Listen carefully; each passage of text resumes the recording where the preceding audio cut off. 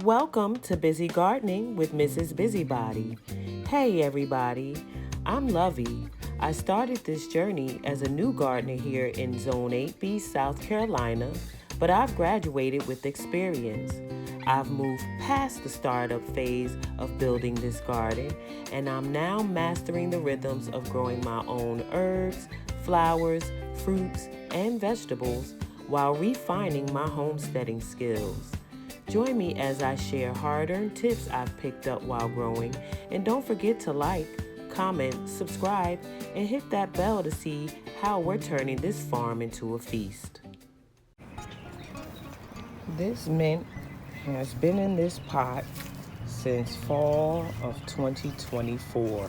And it just keeps sprouting and sprouting. It was originally planted in here with a red Russian kale, and there's still lays the stem of there, but it took over this pot. I also had a couple of spinach down in here, I do believe. If I go back to a video, which one I will put a card for that video where I harvest my Bloomsdale spinach, I believe it was in this pot. Let me double check that. But this has been here since fall of 2024, my mint. What else is a volunteer from a previous season? Okay, these flowers here, I planted 2 seeds and they were Helichrysum double talls. I really don't like that they are right here, but they have dropped seeds and are resprouting multiple Helichrysum double talls. So I will most likely move these flowers and put them somewhere else where they won't be so tall right in the front. What else is a resprout or continuing from a previous season? These are definitely black-eyed Susans. I can tell those are their seeds. Starting to rain a little bit harder, so I'm gonna do this quickly. Yeah, my sage, she was outside all winter, and she overwintered fairly well. It's a lot of pollen on her right now. All of them, that yellow stuff, that's pollen from these trees. But yeah, she's been outside since last year. And anything else? This broccoli I found sprouting in my grass, and I planted it down, and it's still there. Anything else? Out here today to protect my plants from tomorrow. I'm gonna stand inside the greenhouse now since it's raining a little harder. But I am out here today to get my frost protector cloths out. I want to protect my berries and my plum tree. I don't have to stand outside to get to it. This pane is going to get put back in. I'm going to have to tape it up or something because it just was being aggravating trying to pop it back in the groove. So I'm going to duct tape it up or something. And in my other video, I called those 2 blue pots there echinaceas, but those are my elderberry bushes. Elderberries, not echinaceas. That is deacon and elder, and they are waking. They gave me a few berries last year, but I expect to get more this year. I am noticing some green poking out of the top of the soil where the potatoes are. But we're going to be trying something different this year with growing potatoes. So look forward to that in an upcoming video. And peeking down on my carrot, seeing if I'm noticing any more sprouting of seeds. We will be protecting this bed with some frost covers and protecting the strawberries. I did want to get some leaf mulch to kind of mulch things over, and I want to cover my plum tree. I don't want my plums to get frozen, so we're gonna put a frost protector over her. We trying to save as many of those plums that I see on there as possible. I mean, there's a lot of them. And I'm loving that I'm seeing a lot of life on my grapevines. So hopefully this cold doesn't do them too much damage. And I want to cover up my blueberries. So that'll be coming up in an upcoming video that I will be continuing on from here. So see you soon, where I will be doing some protecting of my garden. Part 2 of preparing for this cold snap is giving all of my raised beds a good leaf mulching, which is the best kind of mulch for your vegetables and herbs, and because it mulches leaf matter, and it's organic, and it's going to feed the soil naturally as well. And so yeah, we are mulching our raised beds and protecting our vegetables so that this next cold snap doesn't really, the ones that need protecting anyway, like the carrots, they're going to be good. So I don't really, they have mulch down in them. The winds blew the mulch around a little bit, but they're going to be all right in the cold. But things that I don't want to get really harshly affected, we are putting mulch on them today.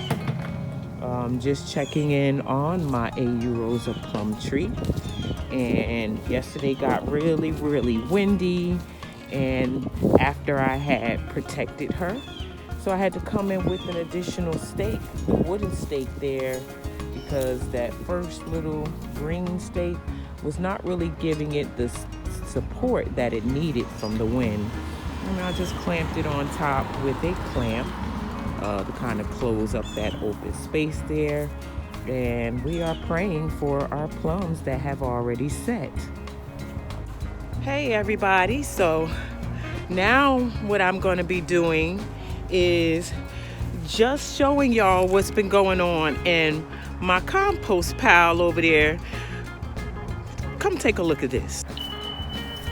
So we are now about to take a stroll over here to this compost pile.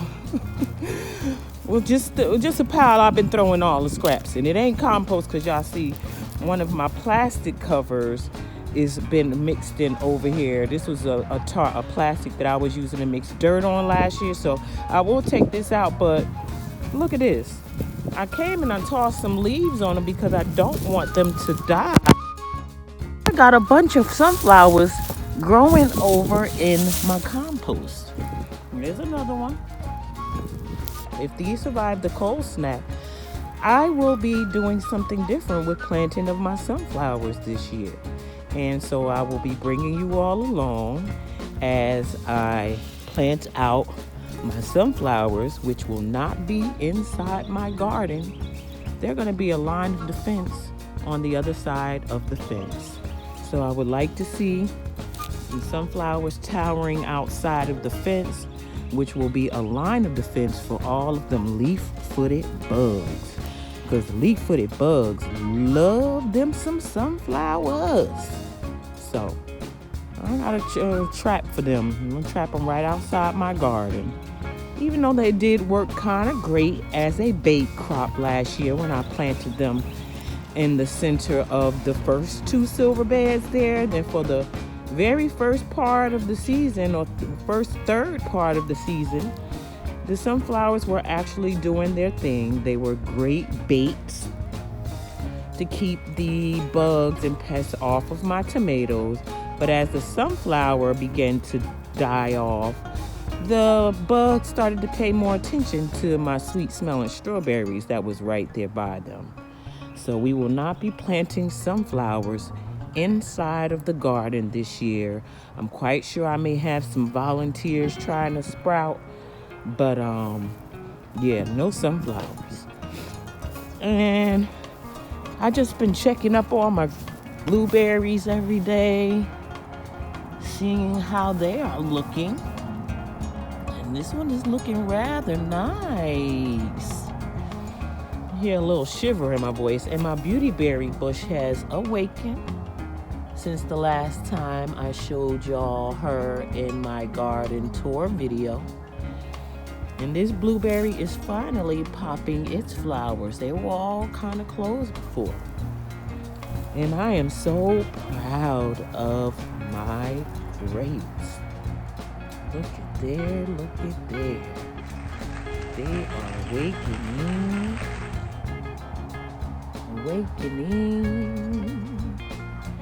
awakening all over.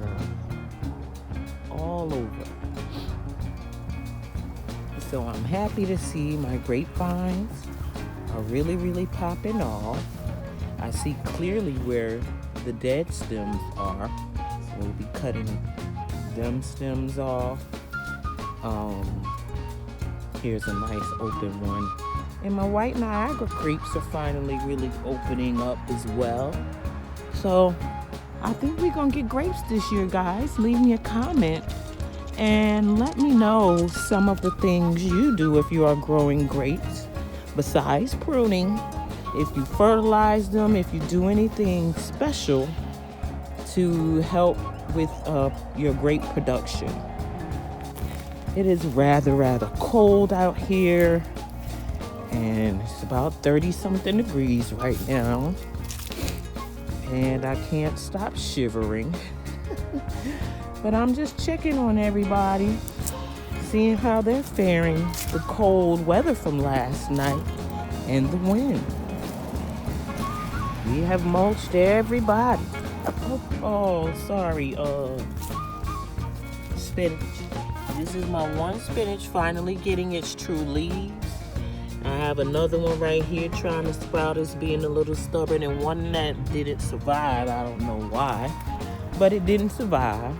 Well, family, thank you for coming on my quick little tour of all of my volunteer plants that have sprouted up this year, and I'm quite sure there will be plenty more, as well as seeing my progress, what we have done with the leaf mulch to protect our vegetables. We still have some mulching to do, but if you don't see mulch, I didn't feel like it was necessary to put any there. Okay, and there's the plum tree, the AU Rosa plum tree. She's hanging in there. I had to stake her down with that extra stake, but she's not shaking in the wind like she was before. So we'll give her a couple of days and then we'll unwrap her. I just asked Alexa, what's the temperature low gonna be tonight? She said only 38, but then she gave some kind of freeze warning from 2 a.m. to 10 a.m. So everybody's gonna stay wrapped up and patted down. I'll eventually be getting these piles of compost, all of my white yarrows that I pulled up into the compost, but I didn't want to take anything over there until I got my sunflowers out. So once I get my sunflowers out, then I'll take this 2 piles of compost over there. And until the next time, I will plant you now and dig you later. Bye.